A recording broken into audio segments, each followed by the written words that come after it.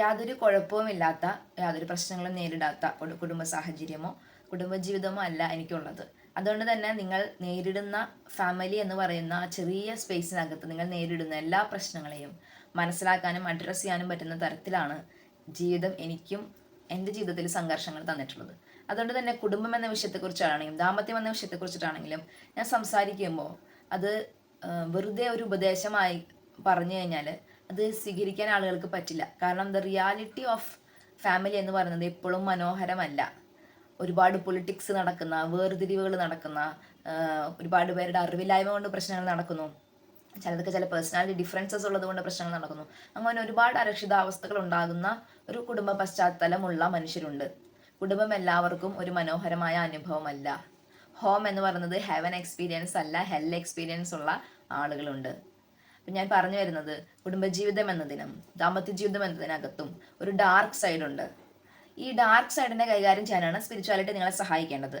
അതല്ലാതെ എല്ലാം നന്നായി പോകുമ്പോൾ കുഴപ്പമില്ല, നമുക്ക് നമ്മുടെ കഴിവുകൊണ്ടോ അല്ലെങ്കിൽ ബുദ്ധി കൊണ്ടോ ഒക്കെ അല്ല, നല്ല സ്നേഹമുള്ള ഭർത്താവ്, പരാതികൾ പറയാത്ത ഭാര്യ, നല്ല അപ്പനും അമ്മയെ നിങ്ങൾക്ക് കിട്ടി, നല്ല കുടുംബ സാഹചര്യം, അവിടെ നിങ്ങൾക്ക് പ്രത്യേകിച്ച് സ്ട്രഗിൾസ് ഇല്ല. പക്ഷെ ഇതിനൊക്കെ ഓപ്പോസിറ്റ് ആയിട്ടുള്ള കാര്യങ്ങൾ ഉണ്ടാകുന്നു. നിങ്ങൾ മനസ്സിലാക്കാത്ത മാതാപിതാക്കൾ, നിങ്ങൾ അമിതമായി ശാസിക്കുകയും ഉപദ്രവിക്കുകയും ഒക്കെ ചെയ്യുന്ന മാതാപിതാക്കൾ, പാർഷ്വാലിറ്റി കാണിക്കുന്ന മാതാപിതാക്കൾ എന്ന് പറയുന്നത് കൊണ്ട് എപ്പോഴും അവർ ദൈവത്തിനെ പോലെ അല്ലാത്ത മാതാപിതാക്കന്മാരും ഉണ്ട്. ഇനി മാരീഡ് ലൈഫിലാണെങ്കിലും പലതരം പേഴ്സണാലിറ്റി ഡിസോർഡറുകളുള്ള മനുഷ്യരുണ്ട്, മാനസികാരോഗ്യ പ്രശ്നങ്ങളുള്ളവർ, ദുശ്ശീലങ്ങളുള്ളവർ. സോ ഈ മേഖലകളെ എങ്ങനെയാണ് കൈകാര്യം ചെയ്യേണ്ടതെന്ന് സ്പിരിച്വാലിറ്റിയിൽ നിന്ന് നിങ്ങൾ പഠിക്കുക. ആ ഒരു ഉദ്ദേശത്തോടു കൂടിയാണ് ഈ വീഡിയോ ചെയ്യുന്നത് കേട്ടോ. എനിക്ക് തന്നെയും ഇത്തരം വിഷയങ്ങൾ സംസാരിക്കാൻ മടിയുള്ളത് കൊണ്ടാണ്, അല്ലെങ്കിൽ അതിൻ്റെ കോംപ്ലിക്കേഷൻസ് അറിയാവുന്നത് കൊണ്ടാണ് ഞാൻ ഗ്യാപ്പെടുത്ത് വീഡിയോ ചെയ്യുന്നത്. ഒന്നാമത്തെ കാര്യം ഞാൻ പറയാം, വിളമ്പുന്നത് ഭക്ഷിക്കുക. ഇത് പറയുമ്പോൾ എനിക്കറിയാം വളരെ പ്രയാസമുള്ളൊരു കാര്യമാണ്, എൻ്റെ ലൈഫിലാണെങ്കിലും വളരെ പ്രയാസമുള്ളൊരു കാര്യമാണ്. വിളമ്പുന്നത് ഭക്ഷിക്കുക. ജീവിതം എന്താണോ തരുന്നത്, എങ്ങനെയുള്ള മാതാപിതാക്കളെയാണോ തരുന്നത്, എങ്ങനെയുള്ള ജീവിത പങ്കാളിയാണോ തരുന്നത്, എങ്ങനെയുള്ള മക്കളെയാണോ തരുന്നത്, എന്താണോ ജീവിതം തരുന്നത് അതിനെ സ്വീകരിക്കാൻ പറ്റുന്ന തരത്തിലേക്ക് മനസ്സിനെ ഒരുക്കുക. യുദ്ധം ചെയ്തിട്ട് മറുതലിച്ചിട്ട് കാര്യമില്ല. അപ്പം ഇപ്പോൾ വിവാഹമോചനത്തിലേക്കൊക്കെ പോകുന്നവരുണ്ട്, ഒട്ടും പറ്റാതാകുമ്പോൾ പോകുന്നവരുണ്ട്. അത് വേറെ കാര്യങ്ങളാണ് കേട്ടോ, അത് ഇതിലില്ല. നിങ്ങളുടെ ജീവന് ഹാനികരമായ കാര്യങ്ങളൊന്നും ദൈവം നിങ്ങളോട് ആവശ്യപ്പെടില്ല. നിങ്ങൾ ഭ്രാന്ത് പിടിക്കും എന്നൊരവസ്ഥ നിങ്ങൾക്ക് പറ്റുന്നത് തന്നെയാണ് കർത്താവ് തരത്തുള്ളൂ. നിങ്ങൾക്ക് എടുക്കാൻ പറ്റാത്ത കുരിശുകൾ കർത്താവ് തരത്തില്ല. നിങ്ങൾക്ക് അങ്ങനെ ചിലപ്പോൾ തോന്നുന്നുണ്ടാകും. ഇപ്പം എനിക്ക് പല തവണ തോന്നിയിട്ടുണ്ട്, എനിക്ക് പറ്റത്തില്ല എന്ന് തോന്നുന്നുണ്ട്. പക്ഷെ എന്നാലും ദൈവം അത് എന്നെക്കൊണ്ട് എടുപ്പിക്കാനുള്ള കൃപ എനിക്ക് തരും. ഇനി അങ്ങനെ എന്തെങ്കിലും ദൈവത്തിൻ്റെ അറിവോ സമ്മതമോ ഇല്ലാതെ എന്തെങ്കിലും, ദൈവമെല്ലാം അറിയുന്നുണ്ട് എങ്കിൽ തന്നെയോ മനുഷ്യൻ്റെ ഇടപെടൽ കൊണ്ട് എന്തെങ്കിലും ഒരു കാര്യത്തിലേക്ക് നിങ്ങൾ പോയിട്ടുണ്ടെങ്കിൽ നിങ്ങൾ അത് ദൈവത്തോട് ആലോചന ചോദിച്ചാൽ അതിനെ എങ്ങനെ മാനേജ് ചെയ്യണമെന്ന് ദൈവം പറഞ്ഞു തരും. ദൈവം ആരും ഉപേക്ഷിക്കത്തൊന്നുമില്ല. സോ എക്സ്ട്രീം ലെവലിൽ നടക്കുന്ന അരക്ഷിതാവസ്ഥകളിൽ നിങ്ങൾ എന്ത് ചെയ്യണമെന്ന് നിങ്ങൾ തന്നെ വ്യക്തിപരമായി ദൈവത്തോട് ആലോചന ചോദിച്ചിട്ട് തീരുമാനിക്കാം. ഈ മാതാപിതാക്കളിൽ നിന്നും ഉണ്ടാകുന്ന പ്രശ്നങ്ങൾ, അവരുടെ ശരിയല്ലാത്ത ജീവിതം കുഞ്ഞുങ്ങളുടെ ജീവിതത്തെ ഹാനികരമാക്കാതിരിക്കാൻ വേണ്ടി കുഞ്ഞുങ്ങളെ ഒരു സമയമാകുമ്പോൾ ആ വീട്ടിൽ നിന്നും പറിച്ചു നടുന്ന ഒരു പ്രക്രിയ ഞാൻ പല കുടുംബങ്ങളിൽ കണ്ടിട്ടുണ്ട്. അത് ദൈവം തന്നെ ഇടപെട്ട് അവരുടെ ജീവിതത്തിൽ എന്തെങ്കിലും ഒരു കാര്യം കൊണ്ടുവരും, എന്നിട്ട് അവരെ ആ കുടുംബ സാഹചര്യത്തിൽ നിന്ന് മാറ്റും. ദൈവത്തെ സംബന്ധിച്ചിടത്തോളം എല്ലാവരും വിലയുള്ളവരാണ്. മാതാപിതാക്കളുടെ ഭാഗത്തു നിന്നുണ്ടായ പോരായ്മകൾ ഒരു വ്യക്തിയുടെ ജീവിതത്തെ തകർക്കാൻ ദൈവം അനുവദിക്കത്തില്ല. സോ അങ്ങനെ ഉണ്ടെങ്കിൽ ആ കുഞ്ഞിനെ വേറൊരു രീതിയിൽ ദൈവം കെയർ ചെയ്യുന്നതായിട്ട് ഞാൻ കണ്ടിട്ടുണ്ട്. ഇനി മാതാപിതാക്കൾ ഒരുപാട് നല്ലവരാണ്, അല്ലെങ്കിൽ അവർ നമ്മളെ ഒത്തിരി അവരുടെ ജീവിതത്തിൽ ത്യാഗങ്ങളെ സഹിച്ചിട്ടാണ് അവർ നമ്മളെ ഭൂമിയിലേക്ക് കൊണ്ടുവന്നിട്ടുള്ളത്. അതുകൊണ്ട് തന്നെ നമ്മൾ അവരെ ജഡ്ജ് ചെയ്യാൻ പാടില്ല. പാരൻറ്റിങ് എപ്പോഴും ഒരു ഇംപെർഫെക്റ്റ് ആയിട്ടുള്ള കാര്യമാണ്. പെർഫെക്റ്റ് മാതാപിതാക്കൾ എന്ന് പറഞ്ഞാൽ ആരുമില്ല. എല്ലാവർക്കും പോരായ്മകളും കുറവുകളും ഉണ്ട്. ഞാൻ തന്നെയും എത്രയൊക്കെ ശ്രമിച്ചാലും ഞാനൊരു ഇംപെർഫെക്റ്റ് ആയിട്ടുള്ള മദർ ആവാൻ എനിക്ക് പറ്റൂ. അപ്പം ഞാൻ പ്രാർത്ഥിക്കണം, എൻ്റെ ഇംപെർഫെക്ഷൻ കാരണം കുഞ്ഞുങ്ങൾക്ക് പ്രശ്നം ഉണ്ടാവരുത്, അതുകൊണ്ട് കുഞ്ഞുങ്ങളെ നീ തന്നെ നോക്കിക്കോണേ, ഒരു നോട്ടം നിൻ്റെ ഉണ്ടാവണേ കർത്താവേ എന്ന് പറഞ്ഞ് കർത്താവിനെ കൊടുത്ത് പ്രാർത്ഥിക്കുവാണ്. സോ നിങ്ങൾ എന്തെങ്കിലും ഒരു കാര്യം ഉണ്ടായിട്ട് ആ മാതാപിതാക്കൾ ശരിയല്ല, അവരെന്നെ നോക്കിയില്ല, അവരെന്നെ വളർത്തിയില്ല, അവരെനിക്ക് അത് തന്നില്ല, അതൊന്നും നിങ്ങൾ പറയാൻ പാടില്ല. കാരണം അവരുടെ ഔദാര്യം കൂടിയാണ് ഈ ജീവിതം. അവർ നമ്മളെ ഭൂമിയിലേക്ക് കൊണ്ടുവരാൻ തീരുമാനിച്ചു, അതുകൊണ്ട് നമ്മൾ ഭൂമിയിൽ വന്നു. അപ്പം അവരുടെ പോരായ്മകളെയും കുറവുകളെയും വിധിക്കാനോ വിലയിരുത്താനോ അവരെ കുറ്റപ്പെടുത്താനോ അവരുടെ മറ്റുള്ളവരുടെ അടുത്ത് പോയിട്ട് അവരെ കുറിച്ച് കുറ്റം പറയാനോ ഒന്നും അല്ല ഞാൻ ഇത് പറയുന്നത്. പക്ഷെ ചില കുടുംബങ്ങളിലെ റിയാലിറ്റിയിൽ മാതാപിതാക്കൾ എന്ന് പറയുന്നത് ചിലപ്പോൾ എല്ലാം തിന്മയുടെ ഒരു റോള് വഹിക്കുന്ന ചില സാഹചര്യങ്ങളുണ്ട്. അവരുടെ അറിവില്ലായ്മകൾ, ഒരുപാട് അരക്ഷിതാവസ്ഥകൾ, അവരുടെ പോരായ്മകൾ കുടുംബത്തെ മൊത്തം ആടി ഉലയ്ക്കുന്ന അനുഭവത്തിലേക്ക് പോകുന്നുണ്ട്. അപ്പോൾ അത്തരം മേഖലകളിലെ പിശാചിൻ്റെ ഇടപെടലിനെ ചെറുത്ത് നിൽക്കണം. യേശുക്രിസ്തുവിനേക്ക് നമ്മുടെ ദൈവമാണ് നമ്മുടെ അപ്പൻ, അല്ലെങ്കിൽ നമ്മൾ മാതാപിതാക്കളിൽ നിന്ന് മാത്രമല്ല ദൈവത്തിൽ നിന്ന് കൂടിയാണ് വന്നതെന്ന ബോധ്യത്തിലേക്ക് നിങ്ങൾ വരണം. ഇനി ജീവിതം നിങ്ങൾക്ക് തരുന്ന കുരിശുകളെ നിങ്ങൾ എടുക്കുക. അത് എന്ത് തന്നെയാണെങ്കിൽ, അത് കുടുംബജീവിതത്തിൻ്റെ മേഖലയാണ് കൂടുതലായിട്ട് അഡോപ്റ്റ് ആവുന്നത്, നിങ്ങൾക്ക് കൂടുതലായിട്ട് കണക്ട് ചെയ്യാൻ പറ്റുന്നത്. ജീവിതം നിങ്ങൾക്കൊരു ജീവിത പങ്കാളിയെ തന്നിട്ടുണ്ടായിരിക്കും. മിക്കപ്പോഴും അത് നിങ്ങൾ പ്രതീക്ഷിക്കുന്ന രീതിയിൽ ഒരാളായിരിക്കില്ല, നിങ്ങൾക്ക് ആഗ്രഹിക്കുന്ന രീതിയിൽ ഒരാളായിരിക്കില്ല. നിങ്ങൾ പുറമേ കാണുന്നത് പോലെ അടിച്ചു പൊളിക്കുക, എൻജോയ് ചെയ്യുക, കറങ്ങാൻ പോവുക, ഇതൊന്നും ആയിരിക്കില്ല നിങ്ങളുടെ ഈ കുടുംബജീവിതം നിങ്ങൾക്ക് തന്നിട്ടുണ്ടാവുക. ഇതൊക്കെ വെറുതെ പുറമേ ഉള്ള കാര്യങ്ങളാണ്. സോ കുടുംബജീവിതം എന്ന് പറയുമ്പോൾ കുരിശെടുക്കൽ തന്നെയാണ്. എന്തുകൊണ്ടാണ് കുരിശെടുക്കണം? ഒന്നെങ്കിൽ നിങ്ങളുടെ രക്ഷയായിരിക്കാം കുരിശെടുക്കുന്നത് കൊണ്ട് കർത്താവ് നിങ്ങളെ സഹായിക്കുന്നത്, ഇല്ലെങ്കിൽ നിങ്ങളുടെ പങ്കാളിയുടെ രക്ഷയാണ്. അപ്പോൾ ഒരു വ്യക്തിയെ രക്ഷിക്കാനുള്ള രക്ഷാകര പദ്ധതിയിൽ ദൈവം നിങ്ങളെ പങ്കുചേർക്കുന്നതാണ് വിവാഹം. അപ്പം സുവിശേഷത്തിൽ പരിശുദ്ധ അമ്മ ദൈവത്തിൻ്റെ പദ്ധതിയോട് സഹരക്ഷകയായി. അമ്മയുടെ ജീവിതത്തെക്കുറിച്ചുള്ള പദ്ധതിയിൽ യോസഫ് സഹായിച്ചു അമ്മയെ. അതുപോലെ ഒരു മനുഷ്യനെ രക്ഷിക്കാൻ വേണ്ടിയുള്ള ഒരു സഹായമാകും ഒരുപക്ഷെ ദൈവം നിങ്ങളോട് ചോദിക്കുന്നത്. അപ്പോൾ നിങ്ങളതിൽ സഫർ ചെയ്യേണ്ടി വരും, സ്ട്രഗിൾ ചെയ്യേണ്ടി വരും, മുറിയപ്പെടേണ്ടി വരും, അപമാനിക്കപ്പെടേണ്ടി വരും, കരയേണ്ടി വരും, അതൊക്കെ ഉണ്ടാവും. പക്ഷെ നിങ്ങൾ അതൊക്കെ ചെയ്യുമ്പോഴും ദൈവത്തിൻ്റെ പ്രസൻസ് നിങ്ങളുടെ കൂടെയുണ്ട്. ഇപ്പം എനിക്ക് പറ്റുന്നില്ലാത്തൊരു കുരിശ് ഞാൻ എടുക്കുന്നുണ്ട്. എനിക്ക് ആ കുരിശ് വേണ്ട, എനിക്ക് കുരിശ് എടുക്കാൻ പറ്റുന്നില്ല, എനിക്ക് താഴെ വെക്കണമെന്നുണ്ട്. ഞാൻ താഴെ വെച്ചിട്ടുമുണ്ട്. ഞാനൊരു കുറച്ച് നാളത്തേക്ക് ചില കുരിശ് ഞാൻ താഴെ വെച്ച് നോക്കി. എന്താ പ്രശ്നം എന്ന് വെച്ചാൽ, എന്തോ ഒന്ന് എന്നെ പൊതിഞ്ഞ് നിൽക്കുന്നുണ്ടായിരുന്നു ഞാൻ ഈ കുരിശെടുക്കുമ്പോൾ. എന്തോ ഒന്ന് എന്നെ സഹായിക്കുന്നുണ്ടായിരുന്നു ഞാൻ ഈ കുരിശെടുക്കുമ്പോൾ. ഉള്ളിലൊരു സംതൃപ്തി ഉണ്ടായിരുന്നു. ഞാനിതൊക്കെ ഏറ്റെടുക്കുന്നുണ്ടല്ലോ, ഞാൻ ഇത്രയൊക്കെ ചെയ്യുന്നുണ്ടല്ലോ. പിന്നെ അതങ്ങ് വേണ്ടാന്ന് വെക്കുമ്പോൾ പ്രത്യേകിച്ച് പിന്നെ ഒന്നും ചെയ്യുന്നില്ല. അതായത് എന്തോ ഒരു എംപ്റ്റിനെസ് വരികയാണ്. ഈ അൾട്ടിമേറ്റ്ലി ജീവിതത്തിൽ എടുക്കേണ്ട കുരിശുകൾ നമ്മൾ ഇറക്കി വെച്ച് കഴിയുമ്പോൾ നമുക്കൊരു ശൂന്യത വരും. നിങ്ങൾ സന്തോഷിക്കേണ്ടെന്നോ, നിങ്ങൾ സമാധാനിക്കേണ്ടെന്നോ, നിങ്ങൾ ഹാപ്പി ആയിട്ടിരിക്കേണ്ടെന്നോ ഒന്നുമല്ല ഞാൻ പറയുന്നത്. അത് പറയുമ്പം ഞാനും തീച്ചുള്ള അനുഭവത്തിൽ നിന്നിട്ട് തന്നെയാണ് പറയുന്നത്.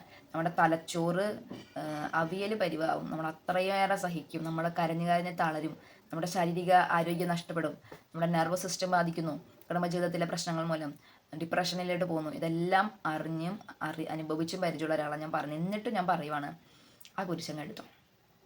ദൈവത്തിനൊരു സമയമുണ്ട്, വിശ്വസിക്കാം.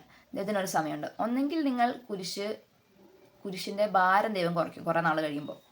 അത്ര വലിയ ഭാരമൊന്നും ഇല്ലാത്ത രീതിയിൽ മറ്റേ ആൾക്ക്, അല്ലെങ്കിൽ നിങ്ങൾ ഏത് പ്രശ്നത്തെ നേരിടുന്നു ആ പ്രശ്നത്തിൻ്റെ ഒരു അമ്മായിമ്മയാകാം, ജീവിത പങ്കാളിയാകാം, ആ പ്രശ്നത്തിന് ഒരു മാറ്റം സംഭവിക്കും. ചിലപ്പോൾ ദൈവം കുറച്ച് കഴിയുമ്പോൾ നിങ്ങളുടേതായിട്ടുള്ള കാര്യങ്ങളിലേക്ക് കൊണ്ടുപോയിട്ട് ഈ പറഞ്ഞ കുരിശ് നിങ്ങളെ ബുദ്ധിമുട്ടിപ്പിക്കാത്ത രീതിയിൽ നിങ്ങളെ സഹായിക്കും. നിങ്ങളുടെ ജീവിതം നിങ്ങൾ ജീവിക്കണം എന്ന് തന്നെയാണ് കർത്താവ് ആഗ്രഹിക്കുന്നത്. അതല്ലാതെ നിങ്ങൾക്കൊരു കുരിശ് തന്നതുകൊണ്ട് നിങ്ങൾ കുരിശിനെ മാത്രം 24 മണിക്കൂർ നോക്കിക്കൊണ്ടിരിക്കുമല്ല. മറിച്ച് നിങ്ങൾ നിങ്ങളുടെ ജീവിതം ജീവിക്കുന്നുണ്ട്, നിങ്ങളതായ സന്തോഷങ്ങൾ നിങ്ങൾക്കുണ്ടാകുന്നുണ്ട്, നിങ്ങൾ അർത്ഥപൂർണ്ണമായിട്ട് ജീവിക്കുകയാണ്. നിങ്ങൾ അടിച്ചു പൊളിച്ച് ജീവിക്കാനൊന്നും നിങ്ങൾക്ക് ചിലപ്പോൾ പറ്റില്ല ഈ കുരിശുകളുള്ള മനുഷ്യർക്ക്. പക്ഷെ നിങ്ങൾ മീനിങ് ഫുൾ ആയിട്ട് ജീവിക്കും. അത് തന്നെയാണ് ദൈവത്തിന് വേണ്ടത്. നിങ്ങൾ കുരിശെടുക്കുമ്പോൾ നിങ്ങളുടെ രക്ഷ അവിടെ സംഭവിക്കുന്നുണ്ട്, നിങ്ങളെ സ്വർഗത്തിൽ കൊണ്ടുപോകാൻ കർത്താവിന് സഹായകരമാകുന്നുണ്ട്, നിങ്ങളുടെ ശുദ്ധീകരണം സംഭവിക്കുന്നുണ്ട്. അതുപോലെ തന്നെ നിങ്ങൾ കുരിശെടുക്കുമ്പോൾ മറ്റേ ആൾക്കും ഒരു രക്ഷയായിട്ട് മാറുന്നുണ്ട്. 2 കാര്യങ്ങളാണെന്ന് പറയുന്നത്. രണ്ടിനും ഏകദേശം ഒരു അർത്ഥം തന്നെയാണ്. വിളമ്പുന്നത് ഭക്ഷിക്കുക, ജീവിതം നിങ്ങൾക്ക് തരുന്നതിന് നിങ്ങൾ സ്വീകരിക്കുക. ദൈവം ജീവിതത്തെ കാണുന്നത് ഫസ്റ്റ് പേജ് മുതൽ ലാസ്റ്റ് പേജ് വരെ അറിയാവുന്ന ഒരാളാണ് ഒരു പുസ്തകത്തിൻ്റെ. നമ്മൾ ആകെ മിഡിൽ ഒരു 20ാമത്തെ പേജാണ് നമ്മൾ വായിച്ചുകൊണ്ടിരിക്കുന്നത്. നമുക്ക് ഇതിൻ്റെ അപ്പുറത്തെ കാര്യം അറിയില്ല, ഇതിന് മുമ്പത്തെ കാര്യത്തെക്കുറിച്ചുള്ള ഒരു വിസ്ഡമോ ഒന്നും നമുക്കില്ല. നമ്മുടെ പാസ്റ്റ് ലൈഫിൽ എങ്ങനെയൊക്കെ ഉണ്ടായിട്ടുണ്ടെന്ന് ചിലപ്പോൾ നമുക്ക് ബോധം ഉണ്ടായിരിക്കും, പക്ഷെ അത് എന്തുകൊണ്ട് ഉണ്ടായി എന്നുള്ളതൊക്കെ ദൈവത്തിന് അറിയാവുന്ന കാര്യം. അപ്പോൾ ആത്മീയമായ ഒരു സൈഡുണ്ട്, ആത്മീയമായ രഹസ്യങ്ങളുണ്ട് നമ്മുടെ ജീവിതത്തെ സംബന്ധിച്ച്. സോ നമുക്കറിയില്ല എന്തുകൊണ്ടാണ്. ഇപ്പം എൻ്റെ ലൈഫിൽ ഒരുപാട് ലോ മൊമെൻറ്റ്സുകൾ ഉണ്ടായി, ഒരുപാട് ഞാൻ തളർന്നു, ഒരുപാട് പരാജയപ്പെട്ടു. ദൈവം എന്നെ പരാജയപ്പെടുത്തി. ഞാൻ എത്ര തവണ പരാജയപ്പെട്ടു എന്ന് ചോദിച്ചാൽ എനിക്ക് തന്നെ അറിയില്ല. അത്ര തവണ ഞാൻ പരാജയപ്പെട്ടു.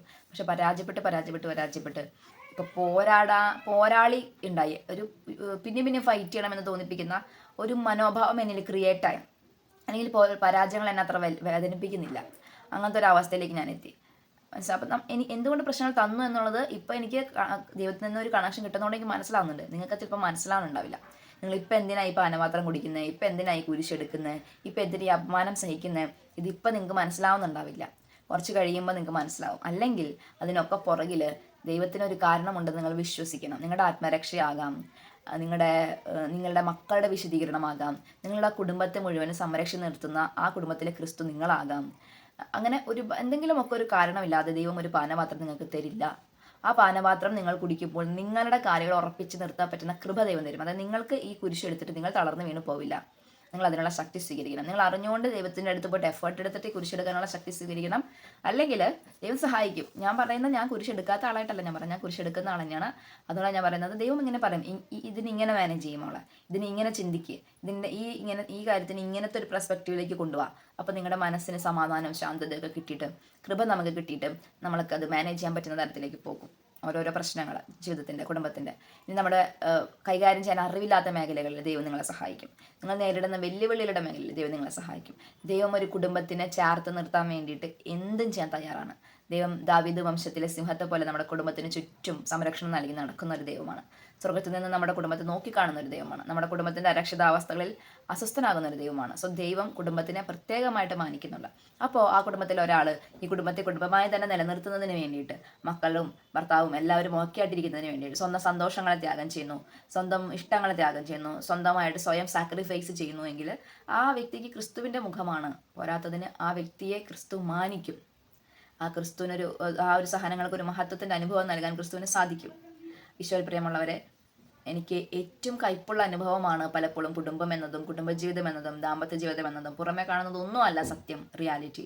ആ പാനപാത്രമൊക്കെ കുടിക്കാനുള്ള കൃപ ദൈവം നിങ്ങൾക്ക് തന്നിട്ടുണ്ട്. അതിനെ ഏറ്റെടുക്കണം. എന്താണോ ജീവിതം നിങ്ങളുടെ മുമ്പിൽ വിളമ്പി വെക്കുന്നത്, നിങ്ങൾ അതിനെ സ്വീകരിക്കണം.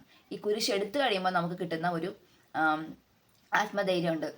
ഞാനത് എടുത്തിട്ടുണ്ട് എന്നുള്ളത് എനിക്കൊരു ആത്മവിശ്വാസം തരും. അതല്ലാതെ ഞാൻ എൻ്റെ പ്രശ്നങ്ങളിൽ നിന്ന് ഓടി ഒളിച്ചിട്ടല്ല എൻ്റെ സന്തോഷങ്ങൾ തേടി പോകുന്നത്.